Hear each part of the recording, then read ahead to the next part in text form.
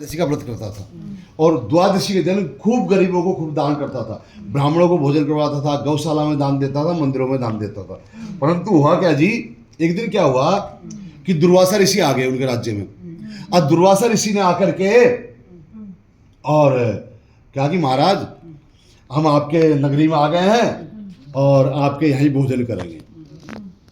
तो राजा ने कहा जी मैं खाना बनवा देता हूँ। उन्हें राजा का भोजन बनवा दिया जी। अब राजा का भोजन बनवा दिया तो राजा ने उनसे कहा कि ऋषिवर आप नहाए धोई कर लो, नहा लो, आप स्नान कर लो। तो वो दुर्वासा जी बहुत देर लगा दी स्नान में। तो राजा ने मन में सोचा अम्बरीश ने कि आज द्वादशी 5 मिनट की और बची है, अगर इस समय मैंने पारायण नहीं किया द्वादशी का, जो मैं कई सालों से एकादशी का व्रत कर रहा हूं, तो मेरा एकादशी का व्रत खंडित हो जाएगा, टूट जाएगा। अरे अगर इस ऋषिवरों से पहले भोजन कर लेता हूं तो इनका अपमान हो जाएगा। और दुर्वासा ऋषि तो वैसे ही क्रोधी है।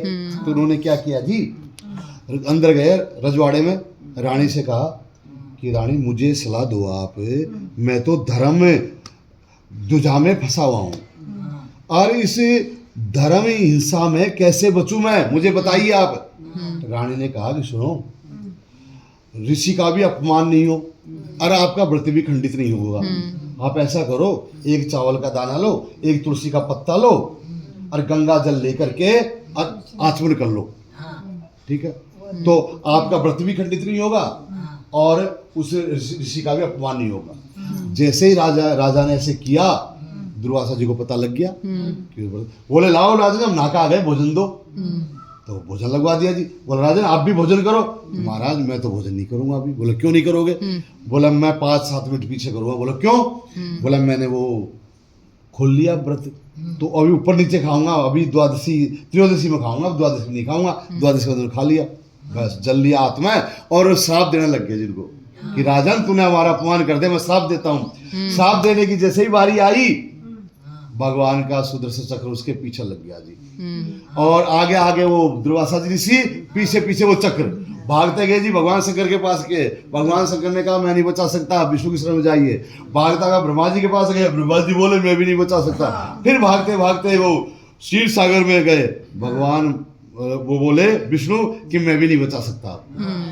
अब तो आपको मेरा भक्ति बचा सकता है, क्योंकि मैं भी भक्ति के बस में ही हूँ जी, ठीक है, तो उन्हीं के शरण में जाओ। वो भागते भागते राजा अम्बरीश के आए कि राजन मुझे बचाओ, ये चक्र मुझे काट देगा। उन्होंने कहा मैं क्यों बचा सकता हूँ जी, भगवान के प्रार्थना करो। बोला मैं सब भगवानों के पास होया, आप ही मुझे बचा सकते हो। उन्होंने कहा ये चक्र सुदर्शन चक्र, आप जाइए और भगवान विष्णु के पास जाइए। तो कहावत आती है जी कि अति लोभो न कर्तव्य लोभमनेव परित्यजेत, अति लोभ करने न चक्रो भ्रमति मस्तके, कि मनुष्य को ज्यादा लोभ नहीं करना चाहिए। आदमी मान सम्मान का लोभ करेगा नरक में जाएगा जी, धन का लोभ करेगा बेईमानी करेगा जी, ठीक है ना जी।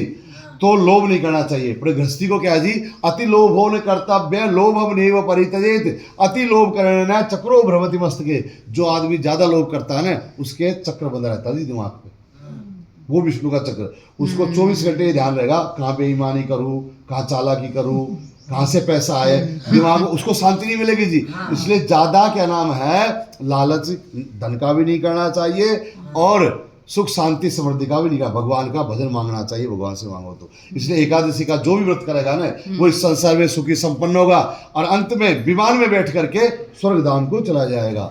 ओम श्री कृष्ण चरणार्पणम मस्तु हो। सारे कर दो।